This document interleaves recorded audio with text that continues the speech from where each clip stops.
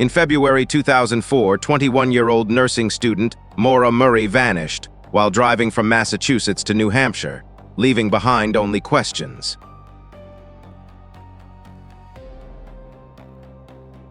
February 2004, a 21-year-old nursing student drives down a rural New Hampshire road. She never arrives. Her car is found abandoned 3 days later. No body, no footprints, no answers. 2 decades later, the file remains open.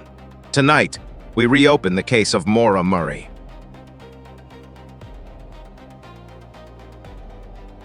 Maura Murray was a junior at UMass Amherst, just 2 semesters away from completing her nursing degree.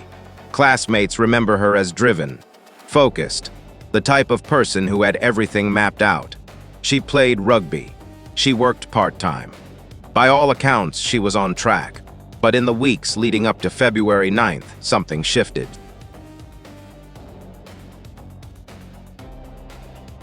In the weeks before she vanished, Maura's life began to fracture. Her father had just lost his job. Her long-distance relationship with her boyfriend had ended. Classmates noticed she seemed withdrawn, distracted, a stark contrast to the ambitious young woman they'd known. Something was weighing on her.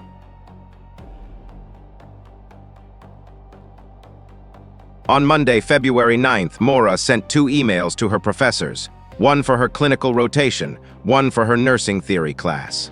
Both claimed a family emergency. Both requested absence for the week.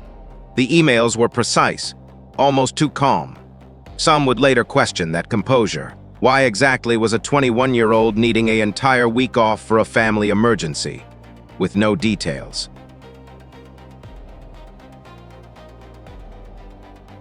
Around 4:30 that afternoon, Maura Murray got into her '96 Saturn Ion in the UMass parking lot. She had already packed clothing, cosmetics, her nursing textbooks, but there was something unexpected in that car. 3 empty cardboard boxes. The kind liquor comes in. Why would she pack empty boxes? Were they trash? Or something she intended to fill? No one knows, but they'd become central to the mystery.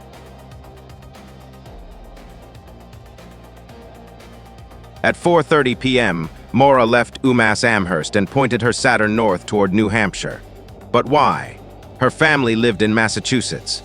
She had no known connections to Haverhill, New Hampshire, a remote town of just a few thousand deep in the White Mountain foothills. Some theorize she wanted to get away. Others wonder if she was meeting someone.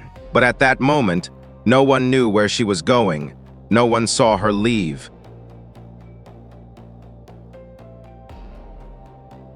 At 5:34 p.m., surveillance cameras at a package store in Amherst captured Maura Murray purchasing alcohol, Bailey's Irish Cream, Kahlua, and a bottle of wine. The cashier later told police Maura seemed visibly upset. Not crying, but distressed, distracted. Here was proof she'd been drinking. But was this celebratory or something darker? Was she self-medicating? The timing matters. She'd been driving for Zinzin Hampshire.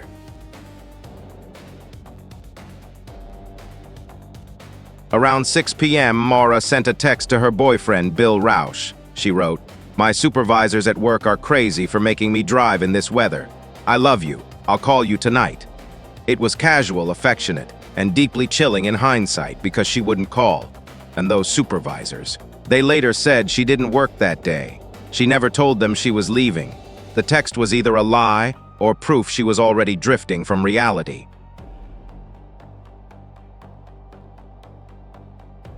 At 7:30 p.m., a school bus driver noticed a blue Saturn traveling slowly on Route 112 in Haverhill, New Hampshire. The lights were flickering, an electrical issue or something else. The bus driver watched it struggle up the road, then past it. Something made him uneasy. He pulled over, turned his bus around to go back. But when he returned to that spot minutes later, the car was gone. The road was empty.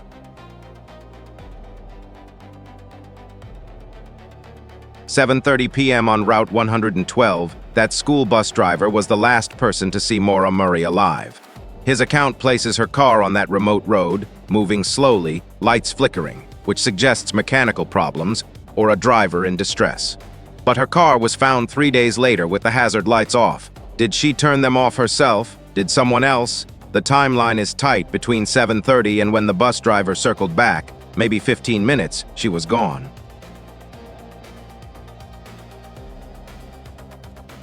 Thursday, February 12th, 3 days after Maura vanished, police located her Saturn on Route 112 in Haverhill.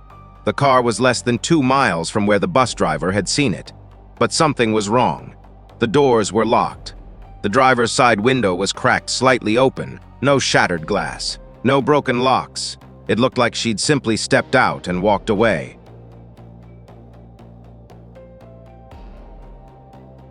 When investigators processed the Saturn, they found a strange mix of items: clothing, cosmetics, her university textbooks, her school ID, 3 empty cardboard boxes, the kind liquor comes in, a receipt from the Amherst package store, dated February 9th. Everything was untouched, no bags packed for a trip, no suitcase, no note, as if she planned to come back, or as if leaving wasn't the plan at all.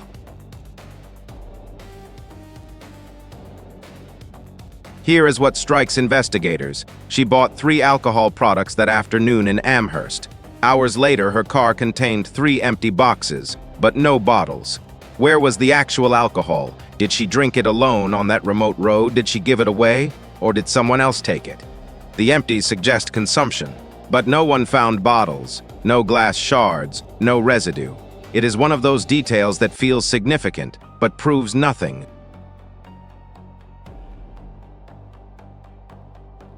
Investigators checked every record. Her cell phone was found in the car, never used after February 9th. There was an AAA card in the vehicle suggesting she may have called roadside assistance before, but no record of a call that night. No texts after that final message to her boyfriend. No calls to friends, family, or anyone. It is as if she wanted to disappear, or had no one left to call.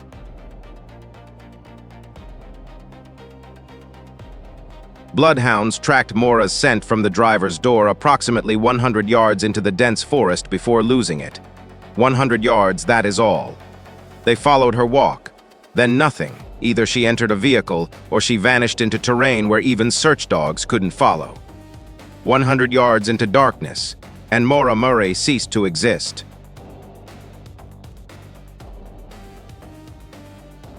What happened next was one of New Hampshire's largest missing person searches. A 6-square-mile radius around where the car was found. Dense forest, swampland, frozen February ground. Police deployed bloodhounds, cadaver dogs, helicopters with infrared, a state police dive team checking nearby ponds. Over 150 volunteers walked grid patterns through the woods. Nothing, no body, no remains, no evidence of anything.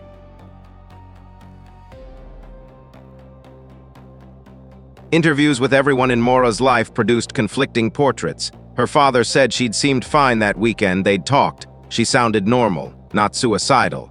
Her boyfriend said their last conversation was ordinary. Rugby teammates described her as driven, focused, the last person you'd expect to crack. Yet classmates recalled weeks of withdrawal. Who was the real Maura? The disconnect haunts the case.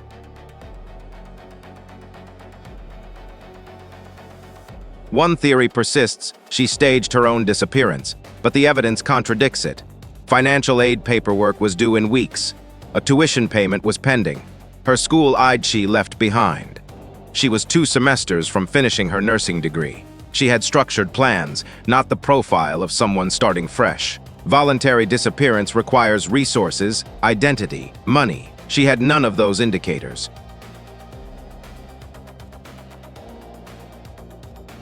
Another theory: she wandered into the forest, got lost, and succumbed to exposure.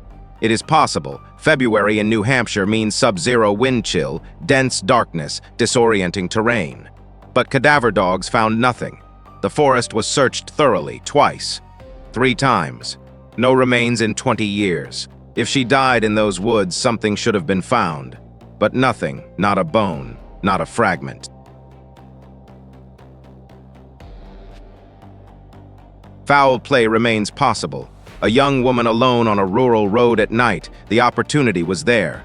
Over the years, 3 minor persons of interest surfaced: a construction worker, a delivery driver. All were investigated.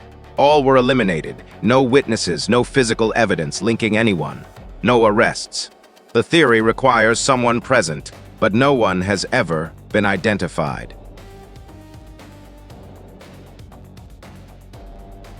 This one lingers. Police learned Maura may have been using an online dating site in the weeks before her disappearance. She'd communicated with someone, a potential connection, maybe a meetup, but no name was ever substantiated. Could she have been driving to meet this person in New Hampshire? The timeline doesn't align perfectly. No invitation has ever been proven. Yet investigators haven't closed this thread entirely.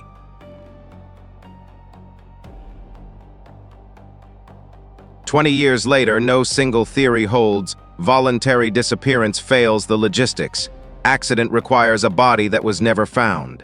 Foul play needs a suspect that was never identified. Internet acquaintance is unproven. What is remarkable about this case isn't what we know, it is what we don't. The absence of evidence has become evidence of absence. And that absence defines the mystery."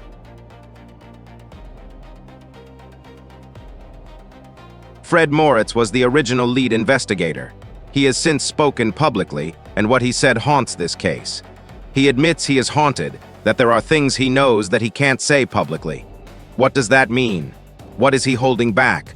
20 years of silence, and now he suggests there is more to know. It is a teaser that feeds every conspiracy, but it is also an admission that the truth wasn't found.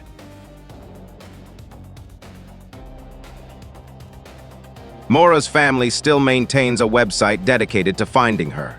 Her sister, Julie, continues speaking to journalists, pleading for information. 2 decades of public interviews, of vigils, of refusing to let her sister's disappearance fade into cold case statistics. They can't close the file. They won't accept that she'll never come home. And every year the questions remain the same.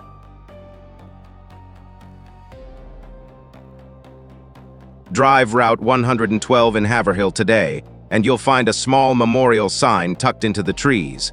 Just a plaque. The road where her car was found has been cleared. Development has crept in, houses rebuilt further from the curve. What was once pure wilderness is now intermittently lit. But the mystery hasn't moved. The land remembers what the world has forgotten.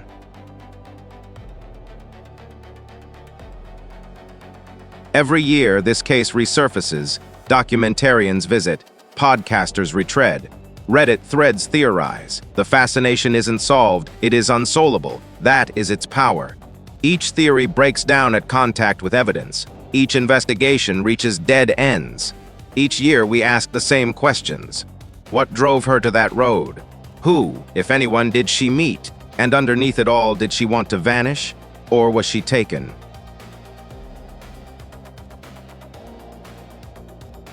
What we know for certain, Maura Murray was 21. She was a nursing student with a future. She drove to New Hampshire on February 9, 2004.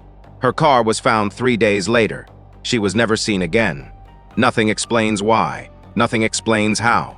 The case was never solved. Those are facts. Everything else is theory, speculation, or hope.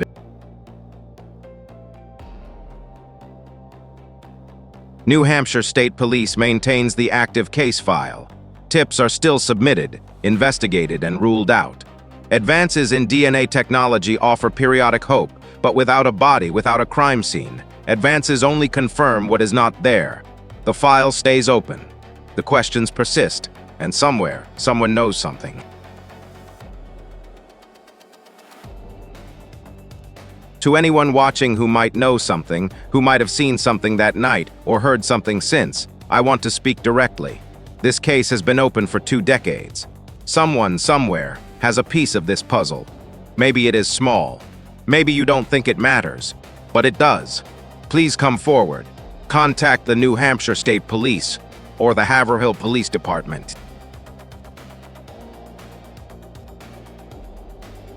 She was 21. She had a future in nursing.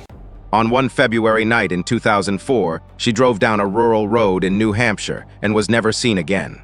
That is tonight's file. Next case reopening in 3 days. Until then, keep the lights on.